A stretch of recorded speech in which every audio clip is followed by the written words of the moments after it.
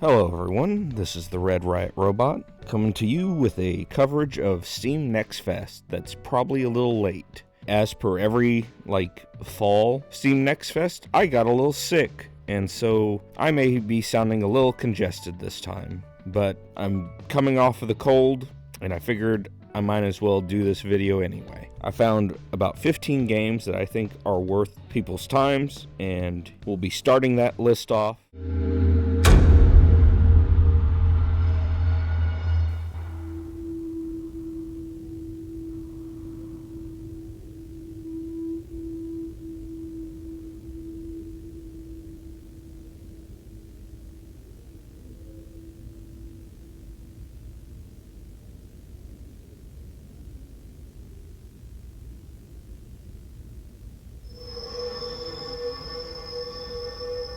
Right here with Lurks Within. This is a first-person dungeon crawler that's horror-themed. You only fight 3 or 4 enemies, and it's pretty simple. You have the ability to target limbs, and you got the percentages of head does the most damage, but has the highest chance of missing. Body shots do the least amount of damage, but have the most chance of hitting. Leg and arm shots debuff the enemies in certain ways. The game does have really good atmosphere, and that's kind of what made it stand out to me. And so far I like everything in it, and I'll be keeping an eye on this one.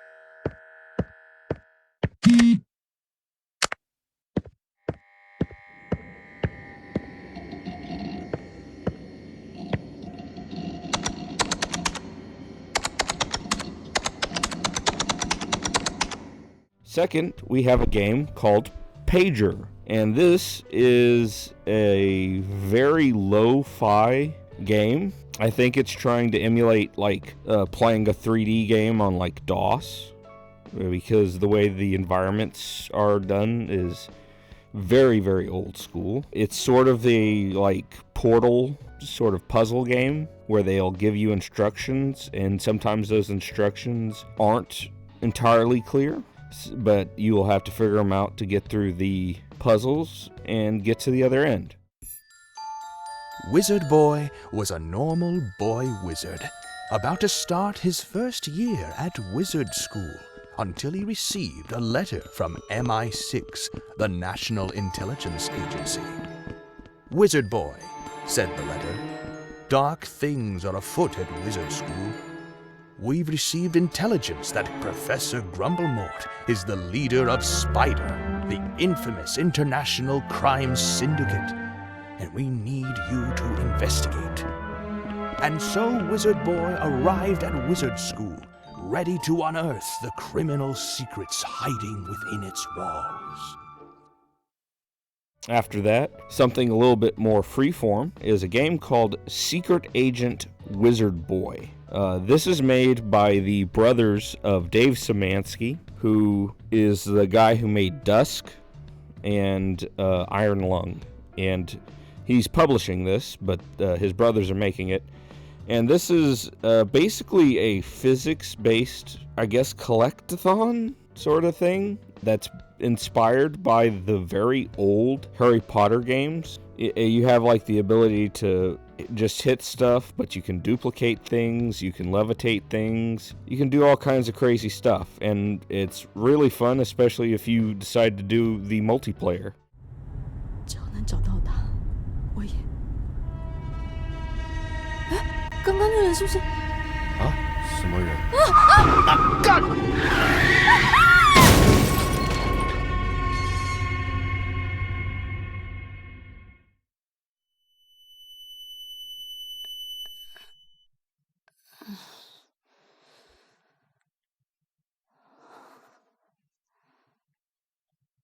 After that, we have Incantation, which is a Taiwanese horror game that feels sort of inspired by some of the stuff I've been seeing from Resident Evil and obviously the PT demo from, God, over 10 years ago now. You play as a woman who is looking for her missing child who has a deformed ear, and the child was kidnapped like 6 years ago, and there was a report that someone saw a 6-year-old with a deformed ear in this rural village in Taiwan.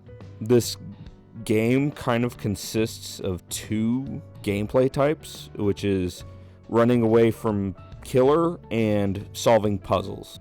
There were a few really good ones that I liked. I especially liked the dark room, I'll call it that, with the dolls.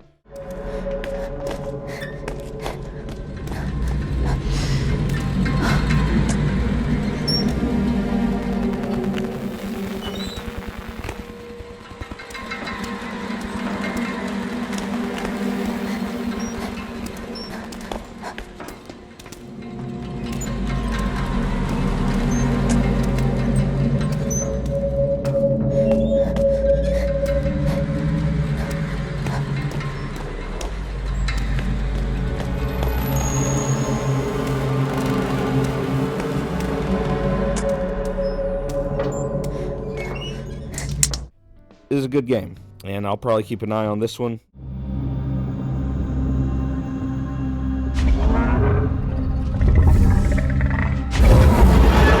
The Spirit of the Samurai, which is a Metroidvania that is sort of trying to do one of those like claymation style. I don't think it's claymation, but it's like this slowed down frame rate style thing. It looks cool. I really like its combat system. You can decide how each combo you want to play out. There's up combos, down combos, left and right combos, and I really like that design. The only kind of issue I have with this is that I feel like sometimes the attacks go way too far and you're going to be like stuck inside of enemies, or you have the opposite where the attacks don't move your character far enough and you end up whiffing attacks as you keep trying to hit enemies. If the developer is able to fix that, I think they got a really good thing here. Now remember, they get one warning. If they don't throw them down, we take them down. Get ready. Police! Freeze! Drop your weapons! Morons! Doesn't look like they're gonna give us a choice. Light them up!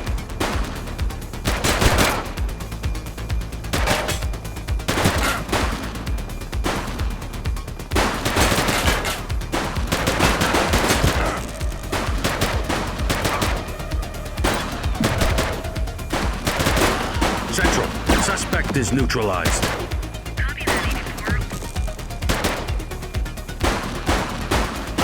Onto The Precinct. This is an open world crime sandbox game where you play as the cops. They have a kind of an interesting like squad mechanic where while you're chasing criminals, you have the ability to summon other cops like through the radio, and the only things you can summon in the demo are like backup and spike strips, but they also have the option that I saw like to summon helicopters and sometimes I think blockades and some other stuff. And it looks like it'll be an interesting thing because we've had these attempts at like be a cop in a GTA setting, and all of them have kind of been kind of meh. Like you kind of end up doing the same thing you would do if you were playing just a normal criminal sandbox. And I'm gonna keep an eye on this because I think with these sort of squad mechanics, they might have some other stuff. Oh, also you have the ability to give tickets. You decide whether or not you just let someone go. I imagine there might be some like bribery going on, but you have the ability to, when you try to arrest someone, let them go, just fine them or bring them in to be arrested. This is definitely the most interesting of these.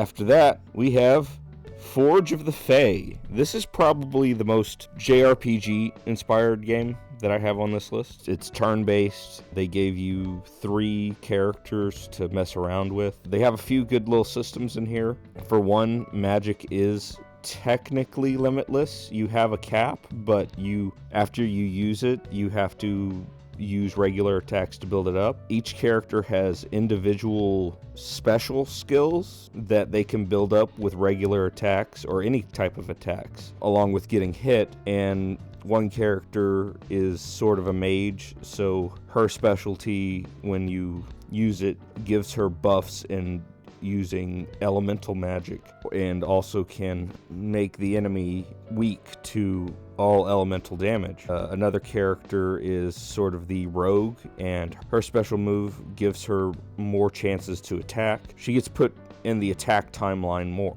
And the other guy has the ability to heal everyone and also make them immune to damage. And really it was pretty good. I think this one is actually a Kickstarter. Like, there's not a game there. I think they're going to be coming out with a game, but it had a link to the Kickstarter at the end of it. The story's kind of interesting. It's so far I know that it's a world that uses like crystals for magic. They're looking for the big guy. His name is Rourke, I think. His son. And you go on a quest to find some crystal to be able to find the guy's son. And then you get back and they do an experiment and it ends.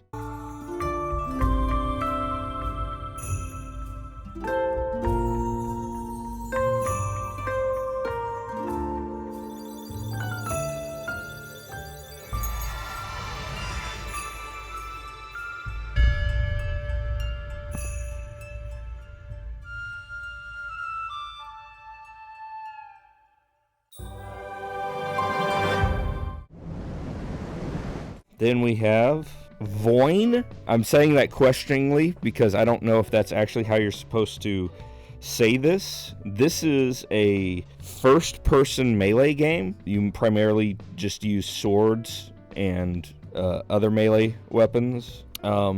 It does work pretty good. You have your pretty basic attack, and then with your swing, after a few swings, you can do a special attack. If you drop from high enough, it acts as like a lightning strike, and you can kill multiple enemies. You have a dodge with the shift button. It really just kind of feels good to play, and once you get the hang of it, because I will say it feels a little slower than you think it should, but it's really not that slow, and I had a good time with this.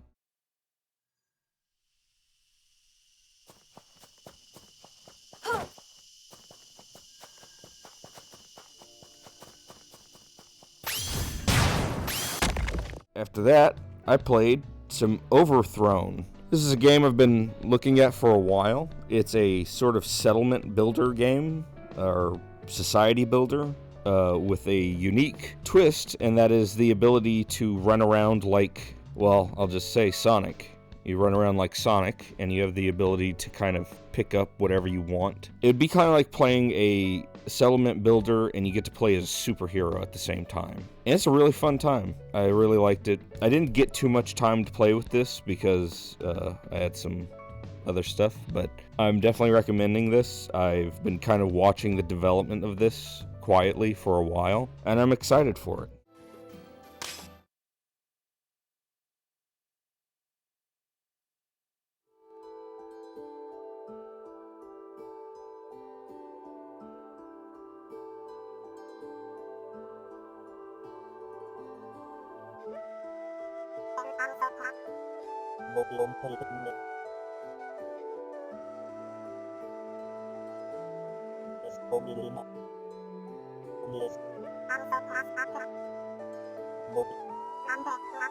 And then we have The Good Old Days. This is a Metroidvania that has a time limit. Goal of the game is to get $30,000 by the end of the day, because the main character's dad went in debt to the mob. And so the main character goes on an adventure to go find money. This game is not very combat focused. It's more puzzle and platforming focused. You kind of realize this very early on because the only weapon your character has is bombs. That sounds good, but it's really hard to time attacking enemies with a bomb. But you kind of realize that you can use the bombs in more than one way. Like, you can use them to blow things up, but you can also use bombs to jump off of. And your main character also has to go find his friends who also have their own special abilities. And with your full 4 characters, you will be able to explore this big Metroidvania, but again, you are timed. While you can die as many times as you want, there is an end time limit, and when you die, you lose 3 minutes, and those 3 minutes start to stack up really quickly if you get into a hard spot. It also seems like certain things will only happen at certain times of day, and so this seems like a very interesting, very different formula for Metroidvania, because that's the one issue I kind of have with Metroidvanias, is a lot of them are pretty played out. I like them, but they kind of do the same thing all the time, and this looks like it's doing something a little different.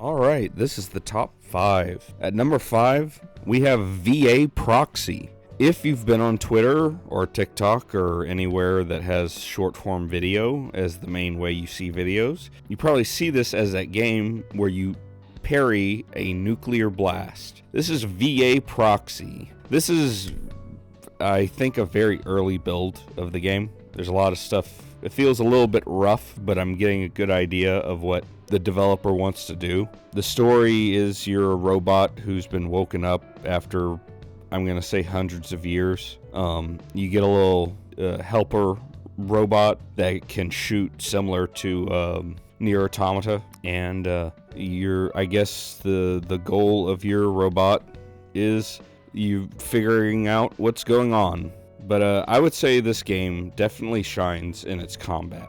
While right now, I think it has a couple issues, specifically when you block or certain attacks from certain weapons make your character jump like a lot, like you move so much in this game, it's a little bit hard to adjust to, but I did. But once you do adjust to that speed and the amount of movement that's in this game, it's really, really fun. And the best things to show this off are the 2 boss fights they have in a row. The first one against another robot similar to you, and the second is a big boss fight. And I think that one's definitely a better tutorial fight for you to figure out how to use your abilities and how things work, because you die in 3 hits, but you can get back health by doing perfect parries. And if you're able to do perfect parries, you also build energy that can be used to shoot projectiles from your little helper bot. And that's what you use to be able to deal out consistent damage throughout these fights. I'm going to be definitely keeping an eye on this. This seems like something I want to buy day one, and I'm definitely looking forward to it.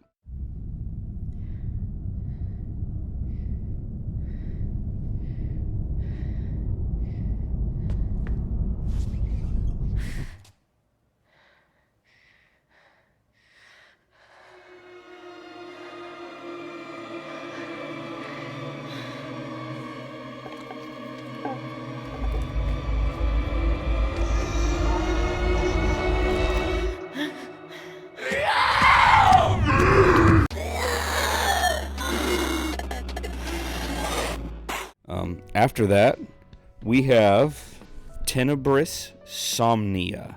This is basically a game that mixes the old Clock Tower games with Silent Hill. You basically go around the environments and you try to solve puzzles with stuff you find in the environment. It's like a point-and-click adventure game, and while you're doing that, you get chased around by monsters. This game does something else. It has live FMV I'm guessing that I will call this FMV. And these are actually directed pretty good. There's not a lot in this so far, and they usually have really good atmosphere. The story is that you are a woman going to her boyfriend's apartment to, I think it was just pick up some things. It was either pick up some things or look for him because he's been missing for several days. And you find out he's done some satanic ritual. And when you go in, you sort of get trapped in the apartment building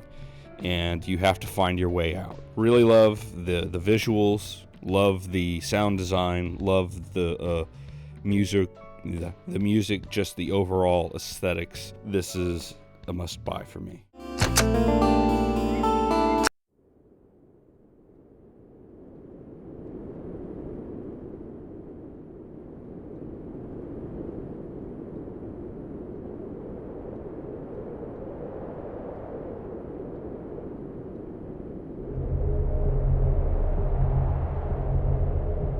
At number 3, we have Morta. Morta is being developed by Scumhead, someone that I've actually been playing their games for a few years now.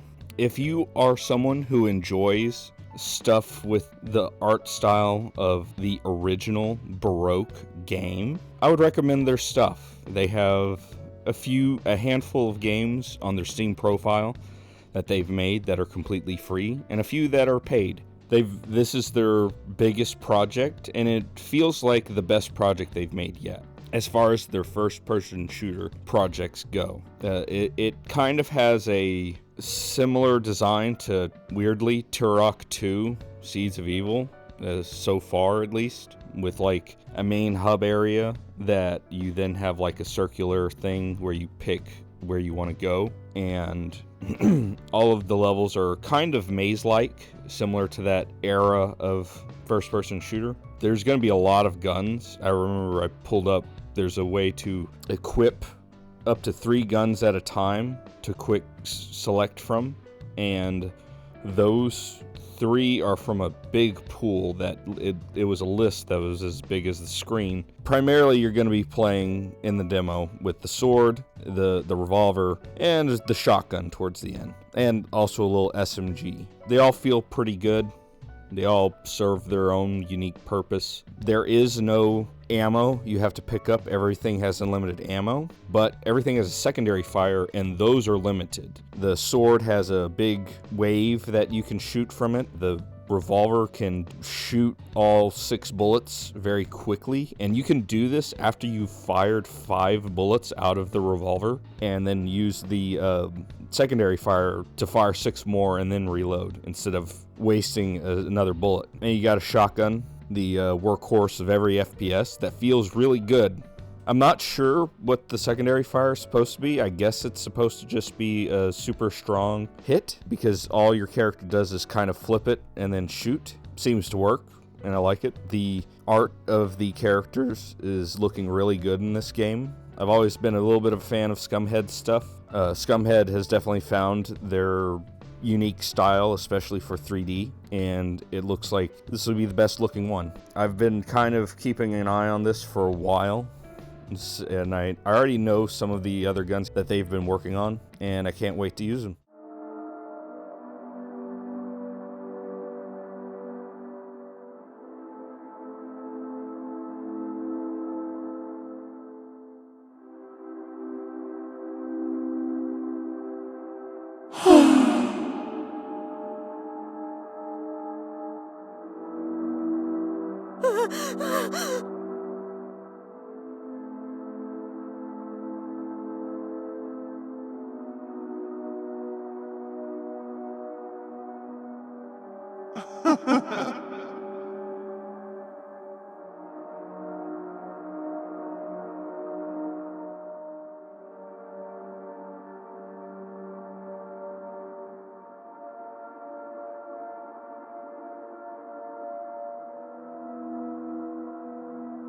So finally, we have number 2, which is Sorry We're Closed. This was the last demo I played, and this kind of pushed Morta down to number 3, because this is such a unique thing. Gameplay-wise, it is Killer 7 meets Silent Hill. The story is you're a woman in, I think, Britain, who has had a bad day and wants to go to sleep. While she's asleep, she is visited by a demon who curses her, and it seems that the curse will kill her unless she loves that demon that cursed her. And that kind of just kicks it off to where you then go into the main game, which is in a subway starting off. So the first thing you get is this ability to, how do I put this?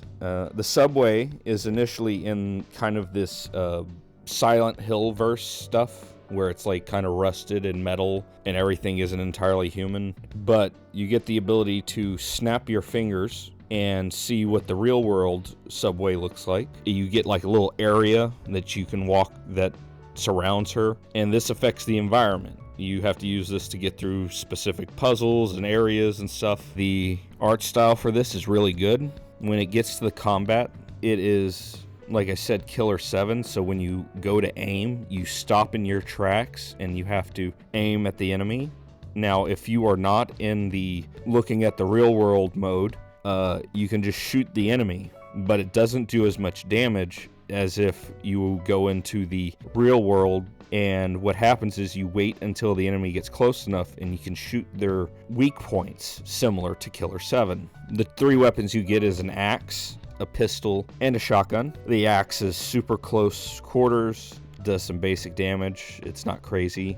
The pistol is very obviously more long range and is a little bit faster than the axe. And you get a shotgun towards the end. You get to use it on a couple of enemies. It's like twice as powerful as the pistol. Pretty good. This is the biggest, like, kind of came out of nowhere for me. Really liked it. I definitely want to play it. The puzzles are very much Silent Hill and Resident Evil-esque, especially with that camera angle. And they make a really good use of those camera angles to obfuscate enemies while using the sound design to prep you for an enemy coming up.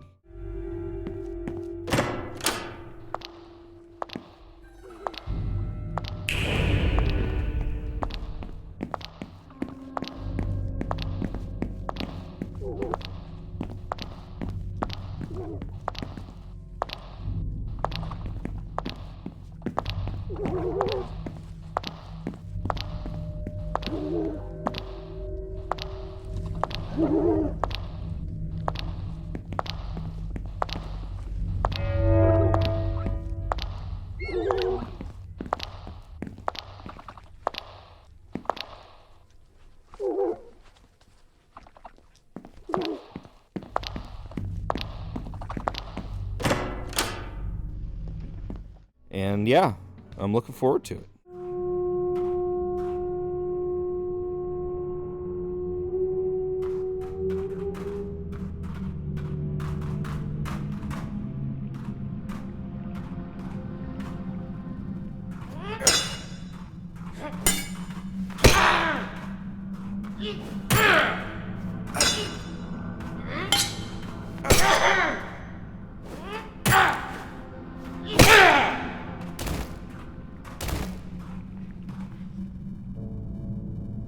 And our final game, Butcher's Creek.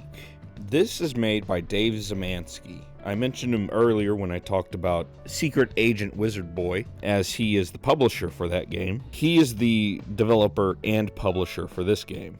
Butcher's Creek is the simple, hey, remember Condemned, where it only had 2 games and never was done again? Well, here's another one, but it's indie. This is very good, and I think it puts Dave Zemansky's horror chops to great use, because he's had like horror levels in Dusk that were good, but that's Dusk and you have a lot of ways to defend yourself. And you know, you have Squirrel Stapler and Iron Lung. Squirrel Stapler a bit less so, but still Iron Lung creepy as crap. And you have this game where you play as a guy who is in, I'm assuming, a cult's property. I'm not sure what your character's looking for because it's not said.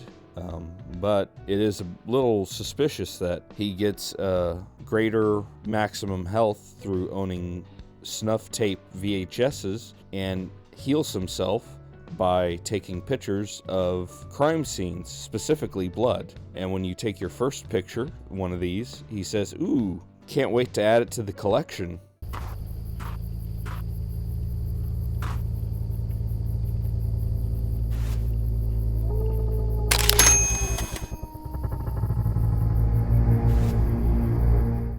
So I got a feeling we're playing as not a great guy.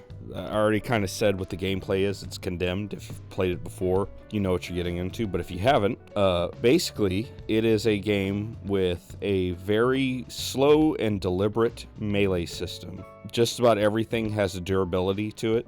There are different types of weapons. There are fast weapons, but they are usually less durable and less powerful. These are like razor blades, box cutters, knives, smaller stuff like that, planks of wood. And then you got a little bit more durable, but slower with, hammers, pieces of pipe. And you also have your long ranged, but very slow weapons with like a shovel. And you have a parry button, and you have to learn the timing for that parry. And this game does give you the all-important recent addition to every game for some reason, the kick. I've noticed that every game gives you a kick now. I'm not against it. I'm fine with that here. It doesn't do any damage, but it does get people off of you if you need something off of you right then and there. You also have the ability to flash people with your camera, and it stuns them for a bit. And I've gotten into the habit of just stunning them and then going in for a quick hit. And this is really the biggest thing that kind of came out of this Next Fest that I loved, because I know so many people who have been wanting another Condemned game or something similar to it, and it seems Dave Szymanski's going to give it to us. And that is it for the Steam Next Fest. Apologies if the audio for this is a little rough. I'm, like I said at the beginning, I'm kind of sick. I had to do this in several sittings to try to get all this out. This will be definitely late. My apologies on that. I did want to do this because this Steam Next Fest was really good. There were still some other games I kind of liked. I'll definitely put a link to every game that I liked in the description. And that's it. Thank you very much. The next video will probably be the monthly video, as it usually is. And that's it. This is the Red Riot Robot, signing out.